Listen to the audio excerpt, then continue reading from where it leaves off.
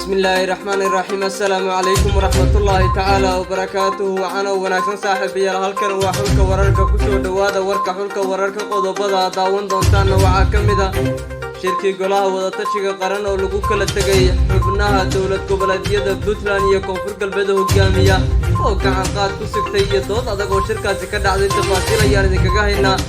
بنام بحيوا وين ولقوا تاجرية مدحوين فرماتشو وكذا عيا مقدشو وزارة أمن وارنتا سديدن إيه ضد هذا وارنتا سلسكو من دافسيا يعني ديسو كد بندونا شركة دجاهنا واحد يسوق إيمانه يحبناها قلها مدو كمرشحين معارضة sababtu maxay tahay xoga ku gadaama shirkaas ay dhageysan doontaan ama daawan doontaan saaxiibayaal dawladda Kenya waxay shaaca ka qaaday feejignaan dheeri oo ciidamadeeda ay gelisay weerar tirabeel oo ka dhacay gudaha dalkaasi iyo guud ahaan sababta ayaan faahfaahinadii kaga haynaa Puntland 13 askari ayaa xabsiga u taxatay iyadoo sababta rasmiga ah ee loo xirxiray ciidamadaasina xoga dheeraad laga helayo waan idin soo gudbin doonaa qodobadaasi kuwa kale ayaa daawan doontaan saaxiibayaal fadlan haddii aad nagu cusubtaan nagu soo biiro subscribe saar like and share wada saaxiibada aragtaadan waa inoo muhiim commentiga noogu reeb waxaase naga xasuusina haddii aad joogto waqtiga salaadina soo gudato waajibka rabbi kadibna dib ugu soo laabato daawashada muuqaalkan qodobadii aad daawateen oo dhammaystiran u diyaar garooba saaxiibayaal aynu ku bilowno shirkii u dhaxeeya xubnaha golaha wadatashiga qaran ee ka dhacay magaalada caasimadda ah ee Muqdisho ayaa lagu kala tagay iyadoo natiijo la'aan shirkaasi uu ku soo dhamaaday shirka golaha wadatashiga qaran ee maalintii afraad ka dhacay magaalada caasimadda ah ee Muqdisho ayaa waxaa shir gudoominaya ra'iisul wasaaraha xukuumadda federaalka ee Soomaaliya injineer Maxamed Xuseen Roble iyadoo ay ka qayb galayeen madaxweynayaasha dowlad goboleedyada Puntland, Jubbaland, Galmudug, Hirshabelle, Koonfur Galbeed iyo gudoomiyaha gobolka Banaadir Duqa magaalada caasimadda ah ee Muqdisho shirka oo maalmihiin dhaafay kulamo gaar lala qaatay xubno ka socda beesha caalamka midowga murashaxiinta mucaaradka bulshada rayidka ah iyo wakiilo ka socda ururka haweenka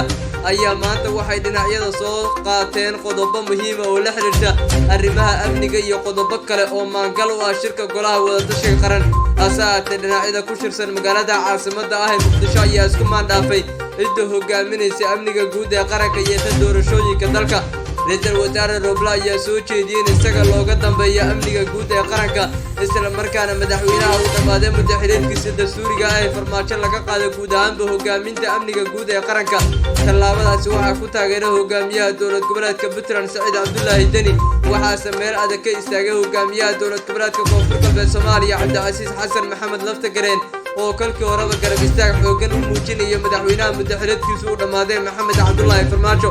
dood adag oo dhacday kadib hogaamiyaasha dowlad goboleedyada Puntland iyo Koonfur Galbeed ayaa si gaar ah isku maandhaafay waxaana la sheegay in dhinacyadu ay ku sigteen inay iska xan qaadaan intaas kadib dhinacyada ayaa dooda gaar yeeshay waxaana shirka golaha amniga qaranka dhinacyada lala kala saftay iyadoo hogaamiyaha dowlad goboleedka Puntland Saciid Cabdullaahi Deni uu taageero ka helay kaliya hogaamiyaha dowlad goboleedka Jubbaland Axmed Maxamed Islaam Axmed Madoobe sidoo kale hogaamiyaha dowlad goboleedka Koonfur Galbeed Cabdicasiis Laftagareen ayaa garab istaag ka helay madaxweynayaasha dowlad goboleedyada Hirshabelle iyo Galmudug iyo gudoomiyaha gobolka Banaadir oo shirkan qayb ka ahaa intaas kadib hogaamiyaasha dowlad goboleedyada Koonfur Galbeed Hirshabelle Galmudug iyo gudoomiyaha gobolka Banaadir ayaa guud ahaan isaga baxay shirka golaha wadatashiga qaran iyaga oo tagay garoonka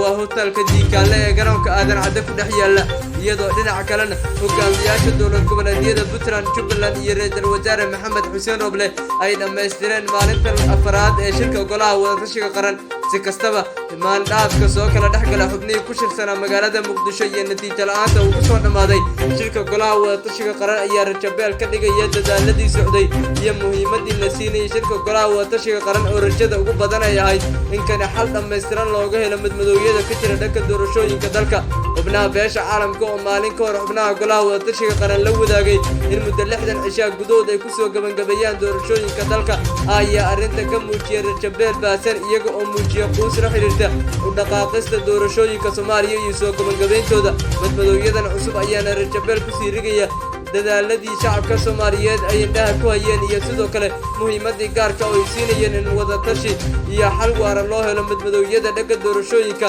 iyo jadwal dhammaystiran oo loo soo saaro dhanka doorashooyinka dalka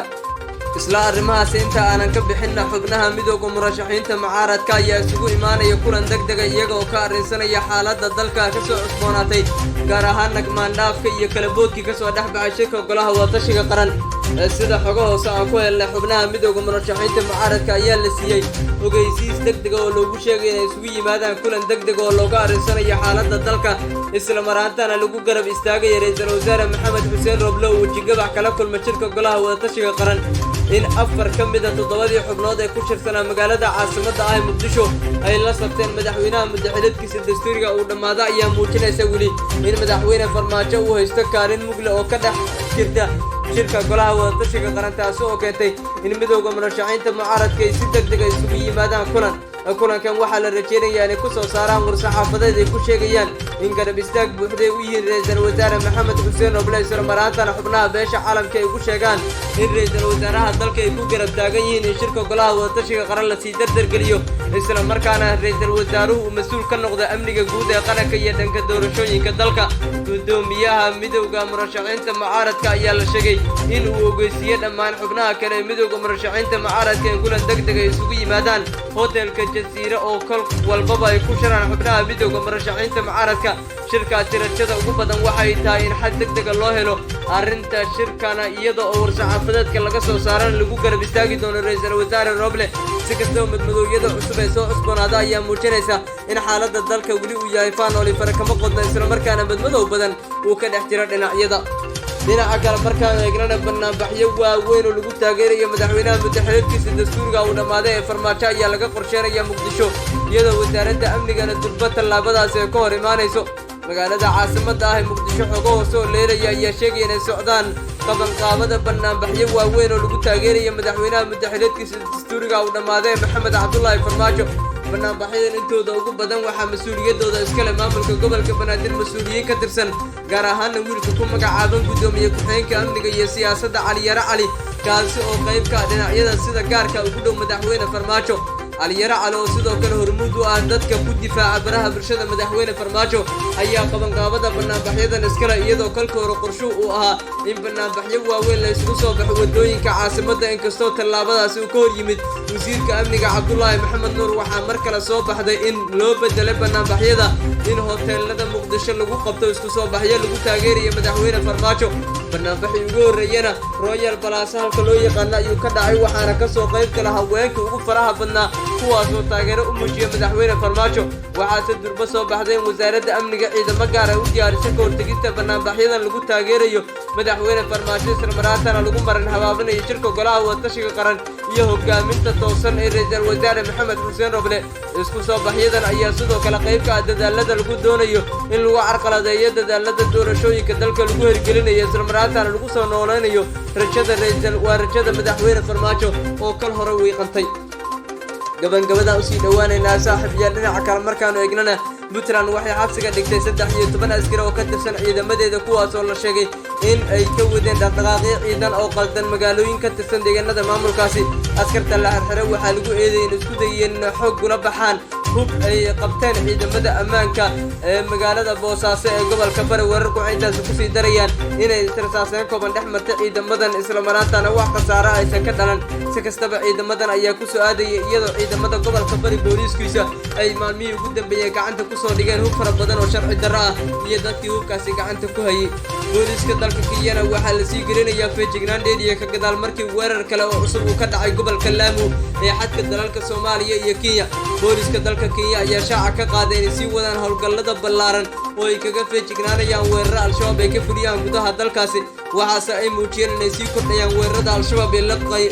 la damacsiin gudaha dalkaasi iyadoo weeraradaasi khasaare kala duwan ay geysanayaan al-shabaab ayaa labanlaabay dadaalada weerarada ay kaga fulinayaan gudaha dalka Kenya waxaana haatan jirteen howlgallo dheeraad iyo ciidamo dheeraad la geeyo xuduudka dalalka Soomaaliya iyo Kenya kuwaasoo la sheegay in looga hortago weerarada al-shabaab ee la doonayaan gudaha dalkaasi Kenya booliiska Kenya waxay intaas ku dareen in al-shabaab rajadooda ugu ballaaran ay tahay in ay qalqal galiyaan amniga guud ee gudaha dalka Kenya inta aan la gelin doorashooyinka la qorsheynayay in dhawaan ka dhacaan gudaha dalkaasi Kenya ayaa ka mid ah wadamada wajahaya weerarada ugu badan ee al-shabaab iyadoo weerarada al-shabaab ay ka fuliyeen labadii toddobaad ee ugu dambeeyay sare u dhaafayaan 5 weerar kuwaasoo dhaliya khasaare kala gadisan waxaase jira in boolisku ay sheegayaan inay ka hortagi doonaan weerarada al-shabaab ee la damacsiin gudaha dalkaasi warkaad ka daawaysay xulka wararkan waa nageenta saaxiib yaal fadlan dad nagu cusubtaan nagu soo biro subscribe saar like share wadaag saaxiibada tan kuna dambeeyay dib u kulmaynana nabadgelyo